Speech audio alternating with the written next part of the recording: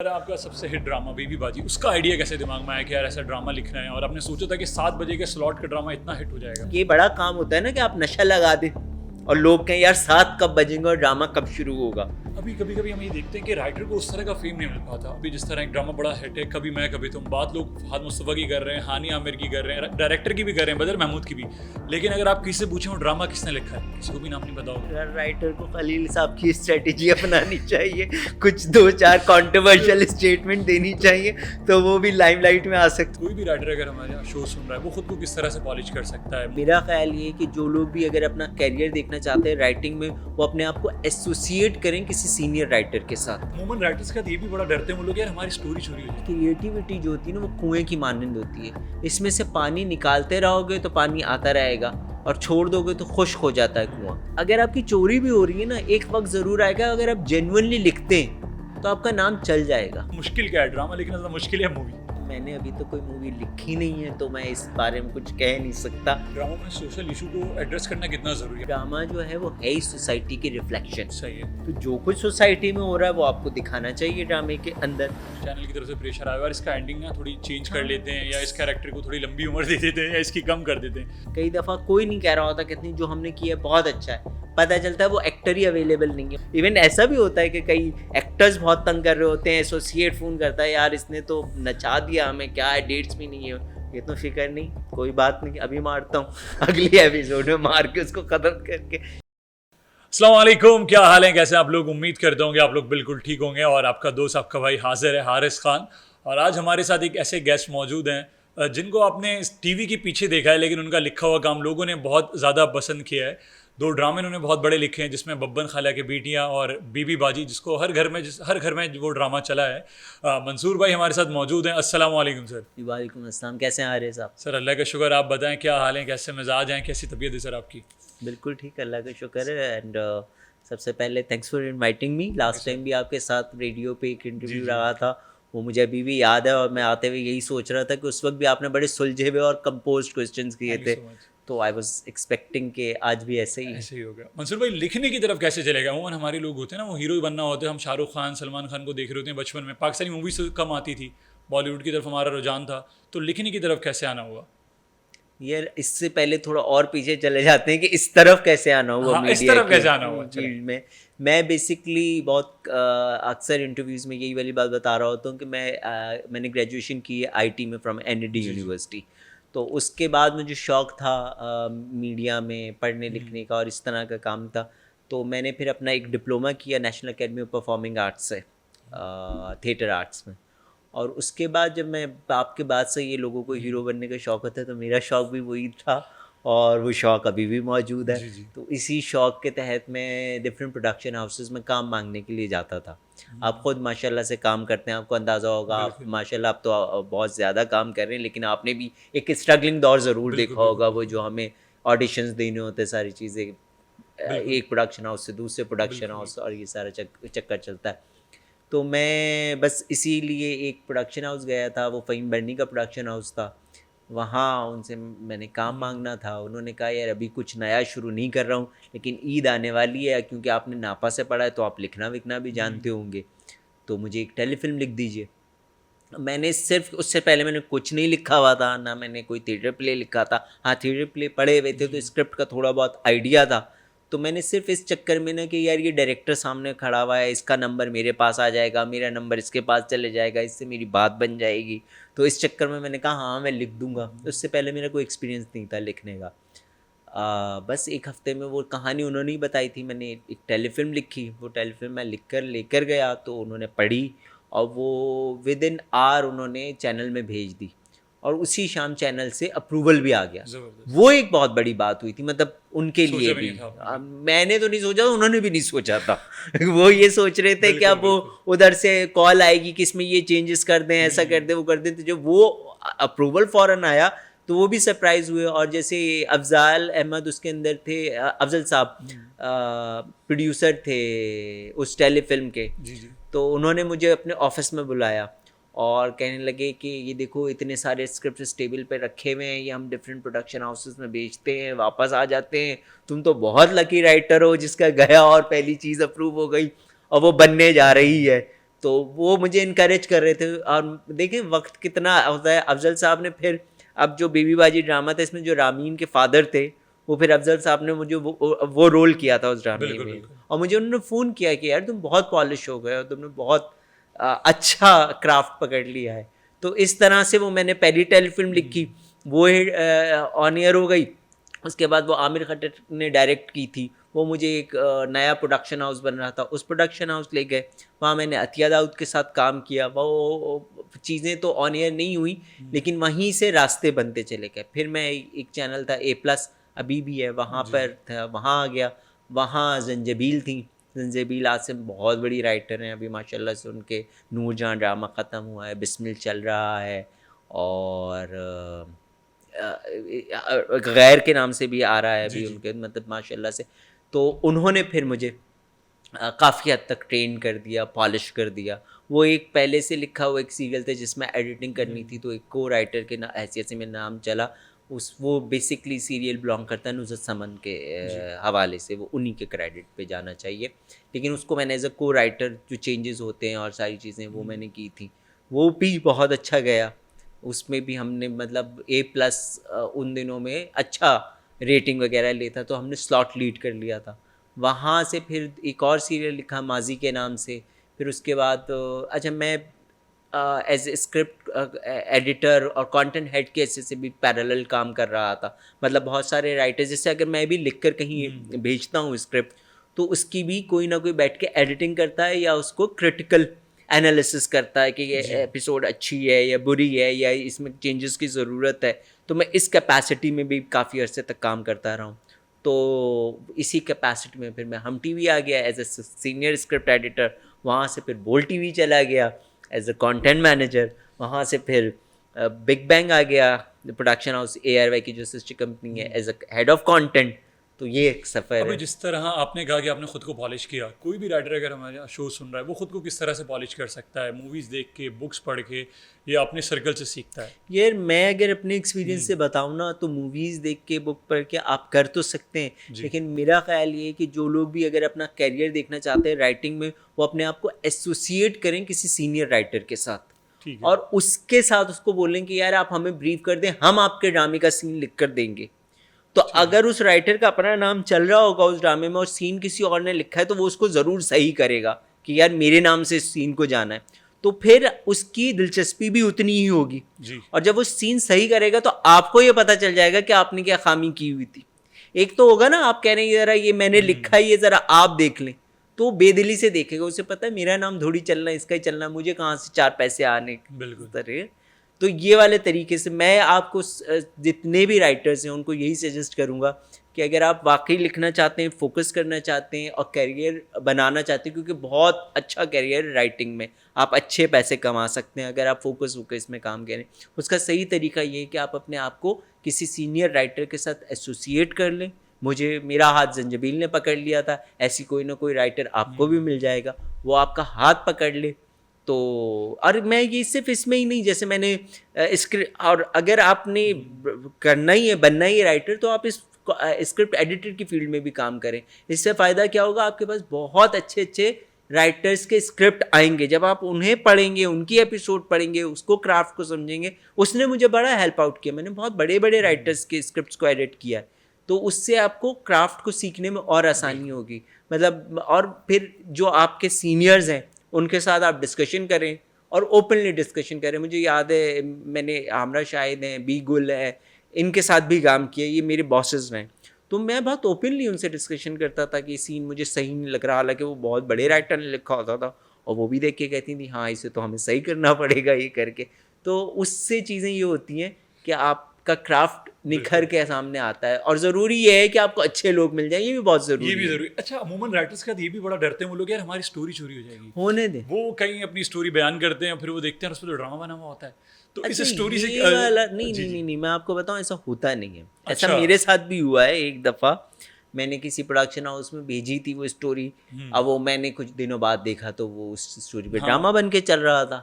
लेकिन मुझे ये बात अतिया दाऊद ने बताई थी, बहुत बड़ी शायरा भी हैं, आप सर्च करेंगे उनका नाम भी आ जाएगा, कि उन्होंने बोला था क्रिएटिविटी जो होती है ना वो कुएं की मानंद होती है, इसमें से पानी निकालते रहोगे तो पानी आता रहेगा, और छोड़ दोगे तो खुश्क हो जाता है कुआं। कुएं में भी यही फिलॉसफी।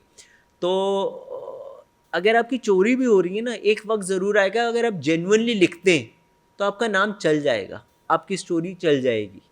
लेकिन अगर यही आप कहते रहेंगे ना मैंने फलां जगह स्टोरी भेजी थी वो चोरी हो गई, तो भाई आप प्रूव कर दो। और अब तो इतने बड़े बड़े प्लेटफॉर्म्स हैं, आप यूट्यूब के लिए लिख सकते हैं, आप फलां मतलब OTT के लिए लिख सकते हैं, वेब सीरीज़ लिख सकते हैं। ऐसा होता नहीं है कि आपने भेजी मतलब इसको निगेट नहीं कर रहा कि चोरी नहीं होती, लेकिन अगर आप जेन्युइनली एक राइटर है ना तो आप अपना जगह ज़रूर बना लेंगे। भले एक स्टोरी चोरी होगी, दूसरी चोरी होगी, तीसरी पे आपका नाम ज़रूर चल जाएगा। आपको एक्सपीरियंस हो जाएगा कि यार ये शख्स चोर है, इसके साथ आइंदा काम नहीं करना। अगली ऐसा नहीं है कि हर दफ़ा आपको इंडस्ट्री में चोरी टकराएगा, और हर दफ़ा आपको इंडस्ट्री में चोरी टकरा रहा है तो फिर कहीं ना कहीं आपके दिल में भी चोर है। ओके अच्छा मंसूर भाई, जिस तरह आपका सबसे हिट ड्रामा बेबी बाजी, उसका आइडिया कैसे दिमाग में आया कि यार ऐसा ड्रामा लिखना है, और आपने सोचा था कि 7 बजे के स्लॉट का ड्रामा इतना हिट हो जाएगा? ये अच्छा सवाल है। 7 बजे वाला स्लॉट जो है ना, हाँ। नहीं पता है उससे पहले क्या था कि हमारे ना कैटेगरी बनी हुई है कि 7 बजे का राइटर, 7 बजे का एक्टर, 7 बजे का स्लॉट। तो लोग ऐसे ही सोचते हैं कि अच्छा मुझे बहुत मज़ा आता है ऐसा ड्रामा लिखने में जो रोज़ाना लोग देखें। मतलब ये बड़ा काम होता है ना कि आप नशा लगा दें और लोग कहें यार 7 कब बजेंगे और ड्रामा कब शुरू होगा। तो जब मैंने बेबी बाजी लिखा और वो हुआ तो इससे 7 बजे का स्लॉट उठकर आ गया लोगों ने। और आप अगर देखिए नंबर्स स्पीक, तो आप जब उसकी रेटिंग उठा के देखेंगे ना तो 7 बजे के स्लॉट ने 8 और 9 बजे के स्लॉट से ज़्यादा रेटिंग उठाई हुई है। बिल्कुल बिल्कुल। मतलब वो ज़्यादा प्राइम टाइम की रेटिंग से भी ज़्यादा उठा रहे, तो ये ज़्यादा बड़ा काम हो गया। तो इस आइडिया कहाँ से थे कि मिन जाने बल्ला, कुछ चीज़ें ना मिन जाने बल्ला होती है, खुद ब खुद अल्लाह कह रहा हो। तो मैं कह रहा हूँ ना कि आपकी दयानतदारी बड़ी ज़रूरी है किसी भी काम को करने के लिए। आप ये सोच के लिखेंगे, अब मुझे कोई बोल रहा है यार 7 बजे का, मैं राइटर हूँ, मैं एक ड्रामा, उसने मुझे स्टोरी बताई, मैं लिखूंगा। अब क्या मैं ये सोचूंगा नहीं ये 7 बजे का तो मैं इसे बुरा लिख दूँ? भाई वो चाहे 8 बजे चले, 9 बजे चले, मैं तो अपना बेस्ट ही दूंगा। तो जब आप अपना बेस्ट देंगे, पूरी दयानतदारी के साथ देंगे, तो अल्लाह भी आपको उसका रिजल्ट जो है पूरी दयानतदारी के साथ वापस करेंगे। मंसूर भाई, सबसे करीबी आपका कोई कैरेक्टर जो आपको, हाँ यार ये आप लिखते हुए आपका कोई कैरेक्टर दिल के बड़ा करीब, आपको यार ये कैरेक्टर मेरा अब तक का फेवरेट कैरेक्टर है जो मैंने लिखा है, वो कौन सा ऐसा कैरेक्टर है? चाहे वो बब्बन खाला की बेटियाँ हों या बीबी बाजी हो, कौन सा ऐसा कैरेक्टर जो आपके दिल के बड़ा करीब है? यार अब ये सवाल थोड़ा सा ना लेट में इसलिए कहता हूँ कि जिन दिनों में बेबी बाजी ऑन एयर था, हाँ। या था, अब मेरे पास और कैरेक्टर्स बन गए हैं जिन पे मैं आजकल काम अच्छा। कर रहा हूँ। तो वो होता है ना कि आप कोई चीज़, आपके वार्डरोब में कपड़े रखे हुए होते हैं तो आपकी एक फेवरेट शर्ट्स होती है, और कुछ दिनों बाद आप नई शॉपिंग करते हैं तो एक नई रिप्लेसमेंट आ जाती है वहाँ पे। तो अब मेरे साथ भी वही हुआ, वरना जब तक बेबी बाजी तो मैं कहता था शायद मैं इससे बड़े कैरेक्टर्स बना ही नहीं सकूंगा, ये इतने ज़बरदस्त कैरेक्टर बन गए, इनकी पूरी बैकग्राउंड स्टोरी सब कुछ है। अब अगर आप मुझसे पूछें गो कि अभी वो कैरेक्टर्स ऑन एयर नहीं हुए हैं, हम वर्किंग वो कागज़ के ऊपर हैं, लेकिन मेरे नए कैरेक्टर्स बन रहे हैं। अच्छा। तो वो अगर थोड़ा सा पीछे जाएं, उन दिनों में जब मैं काम कर रहा था, ऑफ कोर्स अज़रा को जब मैंने लिखता था तो अज़रा बड़ा वाइब्रेंट कैरेक्टर था, बहुत तारीफ़ें सुनता था मैं ऑन एयर होने से पहले कागज़ पे कि यार क्या कैरेक्टर है, क्या इसके अंदर दिमाग चलाती है, सारी चीज़ें चलती है। जब ऑन एयर हुआ ना ड्रामा, तो मुझे जो इंस्पायर्ड किया ना, वो किया अस्मा के कैरेक्टर ने। मुझे ऐसा लगता था वो कहीं लॉस्ट हो जाएगा, क्योंकि बाकी सारे कैरेक्टर्स बहुत बोलते हैं, लड़ते हैं, झगड़ते हैं। खासतौर पे अस्मा का जो शॉट बना हुआ था नसीर, वो तो शेडो कर सकता था, वो इतना लाउड था, लेकिन परफॉर्मेंस ने इतना उसमें जान पैदा कर दी। सुनीता मार्शल ने उसे इतना ज़बरदस्त अदा किया है उस किरदार को कि मैं कहता हूँ कि वो फिर पैरेलल आके खड़ा हो गया। एक तरफ अगर अज़रा भाभी है तो अस्मा भाभी भी हैं, और लोग कंपैरिजन में देखना शुरू हो गए। हालांकि मुझे नहीं लगता था ये कैरेक्टर, इतने सारे कैरेक्टर्स में इतना खामोश कैरेक्टर कोई लॉस्ट ना हो जाए, लेकिन वो रजिस्टर्ड हुआ। अभी कभी कभी हम ये देखते हैं कि राइटर को उस तरह का फेम नहीं मिल पाता। अभी जिस तरह एक ड्रामा बड़ा हिट है, कभी मैं कभी तुम, बात लोग फहद मुस्तफ़ा की कर रहे हैं, हानी आमिर की कर रहे हैं, डायरेक्टर की भी कर रहे हैं, बदर महमूद की भी, लेकिन अगर आप किसी से पूछें वो ड्रामा किसने लिखा है, किसी को भी नाम नहीं पता होगा। तो फिर हर राइटर को खलील साहब की स्ट्रेटेजी अपनानी चाहिए, कुछ 2-4 कंट्रोवर्शियल स्टेटमेंट देनी चाहिए, तो वो भी लाइमलाइट में आ सकते हैं, यही कह सकता हूँ मैं। तो राइटर को क्यों उस तरह से फेम नहीं अच्छा, ये कोई मतलब इसमें कोई बुरी बात नहीं है। बिहाइंड द कैमरा जो लोग होते हैं उनको क्रेडिट कभी नहीं मिलता। मैं अभी बहुत सारी एडिटर्स हैं जो ड्रामा पोस्ट प्रोडक्शन पे एडिट करते हैं, अगर वो एडिट ना हो तो वो जितना रॉ ड्रामा बन के आता है वो आप देखें तो कहेंगे ये देख भी ना सके आप उस ड्रामे को। वो भी कहते हैं यार हमें कभी क्रेडिट नहीं मिलता कि यार क्या एडिटिंग थी, क्या शार्प एडिटिंग आपने की है, वो सारी चीज़ें। तो ये एक नॉर्म होता है ना, अगर आप कहें कि यार कोई मौलवी बोले कि यार लोग मुझे पार्टीज में नहीं बुलाते, तो भाई आपने उस डोमेन को चूज किया है जहाँ पे लोग आपको कहीं होगी भी और आपको देख के बंद कर देंगे पार्टी, क्योंकि मौलवी साहब आ गए। तो इसी तरह अगर हमने चूज किया टू बी द राइटर, तो ये हमारी चॉइस है। तो हमें पता है कि वो फेम जो एक सामने एक्टर को मिलना है, वो बिहाइंड द कैमरा किसी भी शख्स को, डायरेक्टर को भी नहीं मिलता। और सिर्फ राइटर नहीं, डायरेक्टर को भी। या फिर आप करण जौहर जैसे डायरेक्टर बन जाएं जो आपकी तरह पॉडकास्ट भी करते हैं, कॉफी विद करण भी करते हैं, इस तरह का काम शुरू कर दें। बाकी मशवरा यही है, खलील साहब की तरह कंट्रोवर्शियल स्टेटमेंट दे, हिट हो जाएंगे आप एज राइटर। पहले आपका जो सीजन था वो बड़ा हिट हुआ, अभी हम दूसरा देख रहे हैं, उस पर उस तरह के व्यूज़ नहीं आ रहे। अब उमन कोई भी ड्रामा हम इस तरह से हिट समझते हैं कि इसके व्यूज़ ज़्यादा आ रहे हैं, 6 मिलियन आ रहे हैं, 8 मिलियन आ रहे हैं। जिस तरह पहले के जो व्यूज़ थे वो सेकंड सीजन के उस तरह से व्यूज़ नहीं आ रहे। क्या वजूहत है, आपने नहीं लिखा या वो जॉनरा ही चेंज हो गया? नहीं नहीं, ऐसा बिल्कुल भी नहीं है। मैं I would deny the fact, ऐसा नहीं है। उसके अभी भी बहुत बज़ है, उसको इतना ही पसंद किया जा रहा है जितना पहले सीजन को पसंद किया गया था। उसके कैरेक्टर्स के, देखिए उस कैरेक्टर के साथ वाबस्ती कई लोगों की इतनी है। और मैं तो ये कहूँगा कि hats off to the writer जो साकिब अली राना ने उस ड्रामे को लिखा, ये बहुत मुश्किल काम होता है कि पहले से बने हुए कैरेक्टर्स को आप, मतलब मैं कभी कभी एज अ राइटर सोचता हूँ तो एक फ्री हैंड तो नहीं होता ना आपके पास। मेरे पास तो फ्री हैंड था, मैं अपने कैरेक्टर से कुछ भी करा सकता था। लेकिन जब कोई और राइटर किसी कैरेक्टर के ऊपर लिख रहा होता है जो पहले से बने हुए सीजन चल चुका है, तो फिर उसे उस डोमेन में ही रहते हुए उन कैरेक्टर से काम लेना है जो सेट हो चुका है। तो ये बहुत बड़ा काम है। I mean hats off to the writer जिसने ये काम किया और बहुत सक्सेसफुली किया। Great job to the Saqib. और अभी भी उतनी ही बात है इस ड्रामे की जितनी पहले थी। आपने क्यों नहीं लिखा? क्या रीजन था कि आपने वो ड्रामा यार वो होता है ना, एक ऑप्टिमम लेवल हो जाता है, आप कैरेक्टर्स को डील कर रहे हो। फिर मेरे कुछ पर्सनल इश्यूज थे अपनी ज़िंदगी के हवाले से, चीज़ों के हवाले से, तो मैं फ़ौरन कैरी आउट नहीं कर सकता था। मैं टाइम लाइन को फॉलो नहीं कर सकता था जिस टाइम लाइन को उसको हमें करना था। तो बाज़ औक़ात ऐसा होता है, मैं आपको एक जैसे अब आप सवाल कर रहे हैं ना, ऐसे सवाल मुझसे ऑफ रिकॉर्ड भी लोग पूछते हैं कि इवन मेरी अम्मी, अब जब आ रहा था ड्रामा बेबाजी की बहू जब शुरू हुआ, तो अम्मी कहने लगी ये किसने लिखा है, तुमने नहीं लिखा? तो मैंने कहा अम्मी कोई और राइटर है। तो कहने लगी देखो तुमने कैरेक्टर्स बनाए, तुमने कहानी बनाई, और अब कोई और लिख रहा है तो अब उसे तारीफ मिल जाएगी, अब वो मशहूर हो जाएगा। तो मैंने बहुत लॉजिकली मैंने कहा अम्मी से बात की, मैंने कहा अम्मी उस लड़के की भी कोई माँ होगी, अल्लाह ने उसकी माँ की दुआ कबूल कर ली है। तो फिर अम्मी ने बोला हाँ भाई अल्लाह करे वो भी सक्सेसफुल हो। तो ये सब चीज़ें ना अल्लाह की तरफ से होती हैं।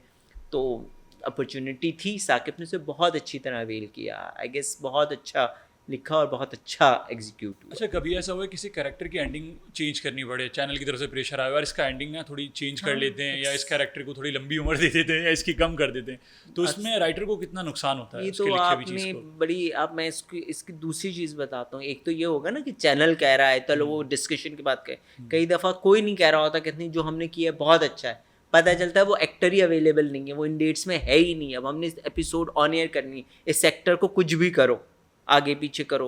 कोई एक्टर होता है वो कहता है बस मैं तो बाहर जा रहा हूँ, मेरे जितना काम है निकाल लो। फिर आप देखेंगे कई दफ़ा ड्रामों में अचानक कैरेक्टर की मौत करानी पड़ जाती है, उसकी डेथ हो जाती है। वो सिर्फ इस वजह से करनी पड़ती है कि उस एक्टर ने कह दिया है कि यार मैं अवेलेबल नहीं हूँ। तो ये चेंजेस और ये that is the part of the life.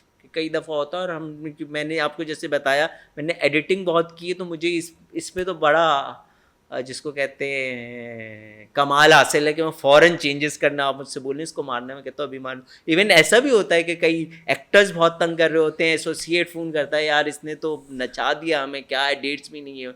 ये तो फिक्र नहीं, कोई बात नहीं, अभी मारता हूँ, अगली एपिसोड में मार के उसको ख़त्म करके।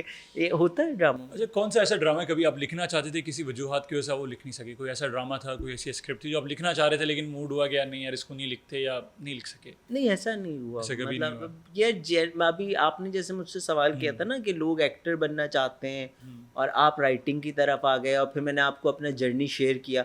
तो उस जर्नी में एक चीज़ जो गौर करने वाली है ना, वो यही है कि मैं कोई विलिंगली राइटिंग नहीं कर रहा था, मैं सिर्फ अपॉर्चुनिटीज़ अवेल कर रहा था। उसमें अल्लाह ताला ने मेरा हाथ पकड़ लिया, और कुछ ऐसे लोग मेरी ज़िंदगी में आ गए जिन्होंने मेरे क्राफ्ट को पॉलिश कर दिया। अदरवाइज मतलब मैं अगर कहूँ तो मेरे ज़्यादा रुझान इंशाल्लाह कभी मैं उस टैलेंट को भी एक्सप्लोर करूँगा, डायरेक्शन की साइड है।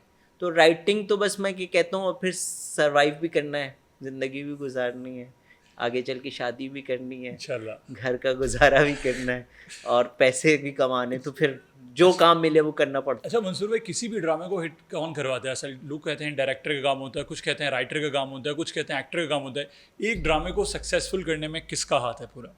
यार नॉर्मली तो हम जैसे रिवायती तौर पर कहते हैं टीम वर्क होता है, ये लेकिन कई दफ़ा ऐसा भी होता है कि बहुत बुरा स्क्रिप्ट होता है लेकिन उसको एक्टर हिट करा देता है, उसकी फ़ैन फॉलोइंग उसको हिट करा देती है। वो जब आप बैठ के देखते हैं, कई दफ़ा ऐसा होता है कोई ड्रामा बहुत हिट हो रहा होता है, मैं कहता हूँ यार किसने लिख दिया, क्या लिख दिया जो कभी मैं नहीं लिख पाया हूँ या कुछ। तो मैं देखता हूँ, कहते हैं ये क्या है, लेकिन पता चलता है उसकी यार व्यूअरशिप है, लोग उसको देख रहे हैं, उसकी रेटिंग आ रही है, तो वो पता ये चलता है कि यार एक्टर के नाम पे चीज़ बिक गई।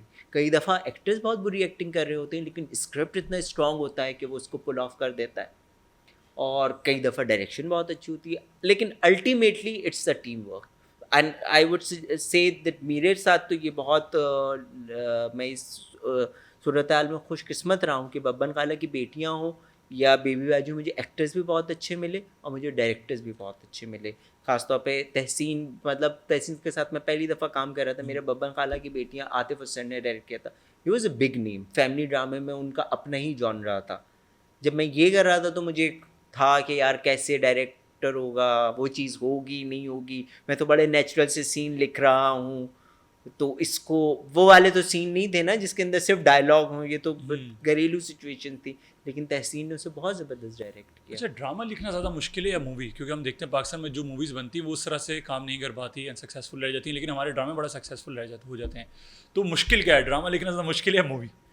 मैंने अभी तक कोई मूवी लिखी नहीं है तो मैं इस बारे में कुछ कह नहीं सकता, लेकिन मुझे मैं एक इंटरव्यू सुन रहा था जिन्होंने मौला जट लिखी, आई थिंक नासिर अदीब नाम है, मुझे एग्जैक्ट मेरे ख्याल से नासिर अदीब नाम ही है उनका, जिन्होंने मौला जट लिखी। तो वो कह रहे थे कि एक राइटर जो होता है ना, वो कतरे से समंदर बनाता है, जो मूवी का राइटर, जो ड्रामे का राइटर होता है वो कतरे से समंदर बनाता है, और जो मूवी का राइटर होता है वो दरिया को कूजे में बंद करता है। तो वो आर्ट अगर आपको आ गया तो आप दोनों काम कर सकते हैं।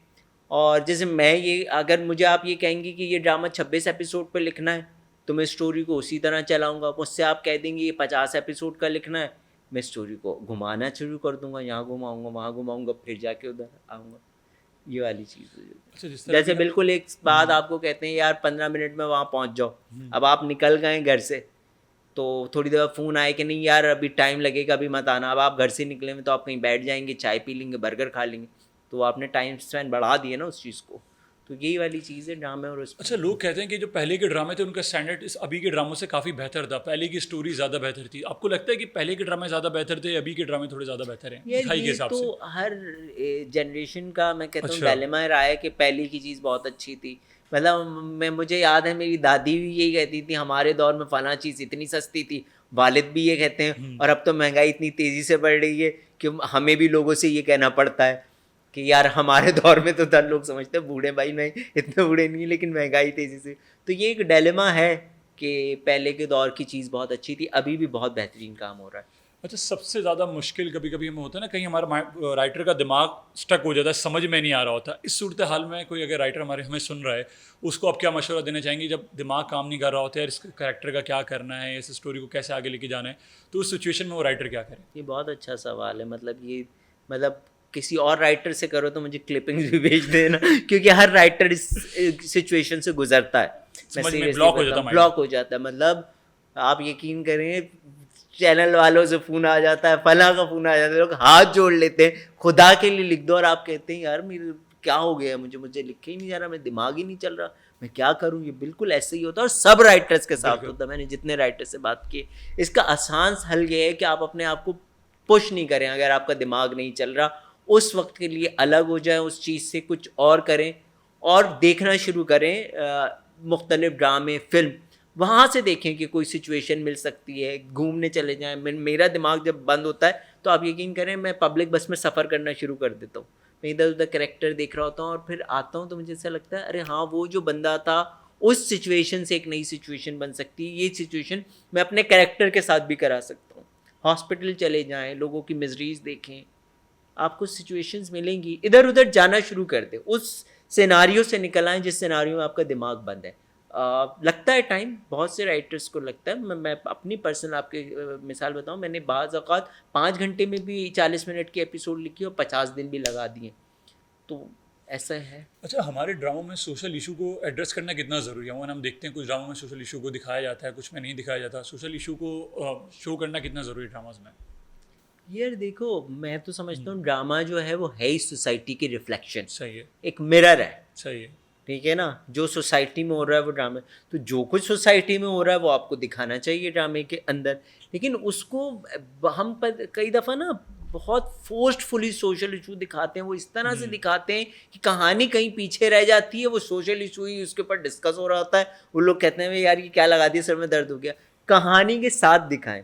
जैसे मैं मेरी कोशिश ये होती है कि अगर मैं फैमिली ड्रामा लिख रहा हूँ ना, तो उसके अंदर कुछ चीज़ें ऐसी दिखाऊं। जैसे एक बहुत इम्पॉर्टेंट सोशल इशू मैंने इसमें कवर किया था, जैसे फोर्स्ड रिलेशनशिप होता है जो हस्बैंड एंड वाइफ का। जैसे नसीर की वाइफ जब अस्मा प्रेग्नेंट होती है, तो अक्सर कमेंट किए आ रहे होते थे कि ये तो अपनी बीवी से नफरत करता है, ये प्रेग्नेंट कैसे हो गई इसकी बीवी। अब नीचे वो औरतें जवाब दे रही थी, भाई यार 90% औरतों का ये मसला है, मियाँ जो है ज़बरदस्ती एक सेक्स के लिए उन्हें। हाँ। अब ये हमने बहुत कवर्ड तरीके से एक फैमिली ड्रामा में नेशनल टीवी पे इस इशू को एड्रेस किया है कि यार ऐसी सिचुएशंस में औरतें होती हैं। मैं कोई उसकी डिटेल में नहीं गया, लेकिन उस पर भी बात हुई कहीं ना कहीं कि यार ये है अस्मा की मजबूरी। और फिर लोग, आप जाएंगे ना कभी यूट्यूब के कमेंट्स में जाएंगे और उसमें पढ़ेंगे, तो लोग इस बात को डिस्कस करते थे कि यार हाँ ऐसा मेरे साथ भी हुआ है या इस तरह से। तो इन चीज़ों को डिस्कस, इस और बहुत सारी चीज़ें हैं सोसाइटी से रिलेटेड। या वो बच्चा जो था जिसका बाप इतना चीख रहा है, मुझे बताओ जब वो बच्चा बड़ा होगा, नसीर का बेटा, तो उसका क्या ज़हनी होगा? वो तो उसने यही देखा बाप तो ऐसे होते हैं, और वो अस्मा कहती है कि जो कुछ ये आपको करते देख रहा है ये ऐसे ही करेगा। ये भी एक सोशल इशू है। इन डायलेमास को टीवी पे डिस्कस होना चाहिए, और बहुत सारे राइटर्स करते भी हैं हमारे। अच्छा, कभी कभी हम देखते हैं लोग कहते हैं यार ड्रामों से लोग आइडिया ले लेते हैं, यार ड्रामा हमारे माशरे में कुछ ख़राब मैसेज दे रहे हैं, इस तरह के ड्रामे नहीं बनने चाहिए या उस तरह के ड्रामे नहीं बनने चाहिए। इस बारे में आपका क्या ख्याल है? मुझे बताओ, वो एक केस आया था, एक लड़की जो है वो कौन सा गेम होता है वो मार कुटाई वाला, पबजी, उसने वहाँ से किसी लड़के से उसकी दोस्ती हो गई और फिर वो घर से चली गई उस लड़के की दोस्ती के चक्कर में, किसी को बताए बगैर। सारा कौन से ड्रामे में दिखाया था हमने ये एक सिचुएशन? तो भाई माशरे में जो बुराइयां हैं उसमें कोई हमारा कोई कंट्रीब्यूशन नहीं है। हम तो जो हैं वो दिखा के उसका सॉल्यूशन बताते हैं ताकि वालिदैन अलर्ट हो जाएं। ठीक है ना, इर्द गिर्द के लोग अलर्ट हो जाएं कि सोसाइटी में ये कुछ हो रहा है। ये जो एक इल्ज़ाम लगा दिया जाता है ना कि हम कोई बुराई दिखा रहे हैं उससे माशरे में बुराई फैल रही है, बिल्कुल भी ऐसा नहीं है। हमारे ड्रामों से कोई बुराई नहीं फैल रही, जो बुराई पहले से मौजूद है हम सिर्फ उसे ड्रामों में दिखा रहे हैं। अच्छा, अगर आप कोई कैरेक्टर लिख रहे होते हैं या कोई फॉर एग्जांपल आप कोई कैरेक्टर लिख रहे हैं, तो आप एक्टर को सोच के लिखते हैं या उस कैरेक्टर को लिखते हैं? आप लिख रहे हैं कोई कैरेक्टर, आप सोच रहे हैं हाँ यार ये कैरेक्टर मैं फवाद खान से कराऊंगा, या कोई भी XYZ एक्टर है, तो आप उसको सोच के लिखते हैं, कैरेक्टर को लिखते हैं? यार मैं नॉर्मली नहीं सोच के लिखता। अच्छा, टू बी वेरी ऑनेस्ट, उसको वजह ये होती है कि जब आप सोच के लिख लेते हो और फिर वो एक्टर आपको करता हुआ नज़र ना आए ना स्क्रीन पे, तो आपको लगता है कि यार फजूल ड्रामा बनाइए। तो मैं नॉर्मली नहीं सोच के लिखता। और इसको मैं तमाम राइटर्स से भी यही कहता हूँ, जो हम कभी राइटर्स डिस्कशन वगैरह कहते हैं, मैं कहता हूँ इसको प्रोडक्शन पे छोड़ दें। अब आप देखें ना, I am one of the luckiest writer कि मुझे हमेशा अच्छी कास्ट मिल गई। तो अल्लाह पे छोड़ दें और तवक्कुल के साथ लिखें, तो अच्छा खुद ब खुद कोई एक्टर आ जाएगा। जवेरिया जलील ने क्या उसमें ज़बरदस्त काम किया है, अजरा में रजिस्टर्ड हो गई। तो मैं चाहता था, ये आपने जो सवाल किया ना, मेरी चाह ज़रूर थी, लेकिन मैं सोच के नहीं लिखता। लेकिन ये मैं ज़रूर चाहता था कि यार फलां कर दे तो अच्छा हो जाएगा। अच्छा, लास्ट सवाल मेरा आपसे है, आजकल ड्रामा आपको क्या लगता है कि कौन सी चीज़ बेहतर करके हमारे ड्रामा और बेहतर हो सकते हैं? कौन सी ऐसी चीज़ें जो हमारे डायरेक्टर, राइटर या एक्टर को करनी चाहिए या चैनल को करनी चाहिए कि ड्रामे की जो क्वालिटी है वो बेहतर हो जाए? अगेन एक और अच्छा क्वेश्चन है ये, मतलब ये ऐसा क्वेश्चन है जो मैं चाहता हूँ इस पर बात होती। अब हमारे साथ क्या प्रॉब्लम है कि डायरेक्टर्स फ्रेम्स तो बहुत अच्छे बना रहे हैं, लेकिन उनको एक्टर्स से एक्टिंग कराना नहीं आ रही है। तो अगर हम कोई चीज़ कर सकते हैं तो मैं समझता हूँ हमारे बहुत सारे डायरेक्टर्स को ये चीज़ सीखने की ज़रूरत है कि एक्टर से एक्टिंग किस तरह करानी, सिर्फ कैमरा एंगल और अच्छे से किसी को कूदते हुए दिखा देना और नाचते हुए दिखा देना, इट्स नॉट द डायरेक्शन। क्या आपने सूरज डूबता हुआ दिखा, वाह वाह वाह क्या एंगल है भाई, एक्टर से एक्टिंग भी तो करवाओ। तो अक्सर डायरेक्टर इस जगह डायरेक्टर्स का फेलियर है, वो एक्टर से काम नहीं। आप देखिए बहुत सारे एक्टर्स हैं, आप कहेंगे फलां ड्रामे में तो इसने इतना ज़बरदस्त काम किया है। मैं बहुत इंस्पायर्ड हूँ मैरीन जब्बार से। मैंने देखा जिस ड्रामे में मैरीन जब्बार काम कर वो हर एक्टर से काम निकलवा लेंगी, वही एक्टर्स किसी और ड्रामे में काम करेंगे या क्या आप कहेंगे इसे तो काम ही नहीं आता। उस एक्टर का कसूर नहीं है, डायरेक्टर का कसूर है कि किसको काम नहीं इसमें। अगर कोई चीज़ इम्प्रूव है, क्योंकि मैं आपको सीरियसली बताऊं, वी एज राइटर्स हम बहुत मेहनत करते हैं, बहुत ज़्यादा, सबसे ज़्यादा। अगर पूरी प्रोडक्शन में कोई मेहनत करता है ना तो वो राइटर होता है। इस वजह से क्योंकि अगर मैंने एक एपिसोड लिखी है ना और वो सही नहीं है तो मुझसे 3 दफ़ा दोबारा लिखवा लेंगे, लेकिन एक एपिसोड बन के खड़ी हो गई है ना और वो अच्छी नहीं है तो किसी के अंदर हिम्मत नहीं होगी जो ये कहे कि इस एपिसोड को डिस्कार्ड कर दो, जाओ नए एपिसोड शूट करो, क्योंकि उस पर पैसा लग चुका होता है। राइटर्स है तो सबसे ज़्यादा मेहनत हम राइटर्स ही कर रहे होते पूरी प्रोडक्शन में। तो मैं चाहता हूँ बाकी लोग भी मेहनत करें और डायरेक्टर्स और एक्टर्स भी थोड़ा उसके अंदर कंट्रीब्यूशन है। ओके मंसूर भाई, पहले तो आपका बहुत बहुत शुक्रिया कि आपने अपने कीमती वक्त में से हमें टाइम दिया। कुछ कहना चाहेंगे जाने से पहले? नहीं, बहुत शुक्रिया आपने बुलाया, और मैं वही बात रिपीट करूँगा जो मैंने सोचा था कि आप बड़े तहकीक के साथ सवाल करेंगे, तो सवाल अच्छे थे, मुझे मज़ा आया गुफ्तगू। बहुत शुक्रिया, और बहुत जल्द आपका कोई लिखा हुआ ड्रामा हम किसी चैनल पे ज़रूर देखेंगे इंशाल्लाह। इंशाल्लाह बहुत जल्द। अब तमाम लोगों का बहुत बहुत शुक्रिया जिन्होंने पूरे शो को सुना। उम्मीद करता हूँ कि आज का शो आपको पसंद आया होगा। हम अपना बहुत सारा ख्याल रखें, मिलते हैं अगले शो में नए गेस्ट के साथ। अल्लाह हाफ़िज़।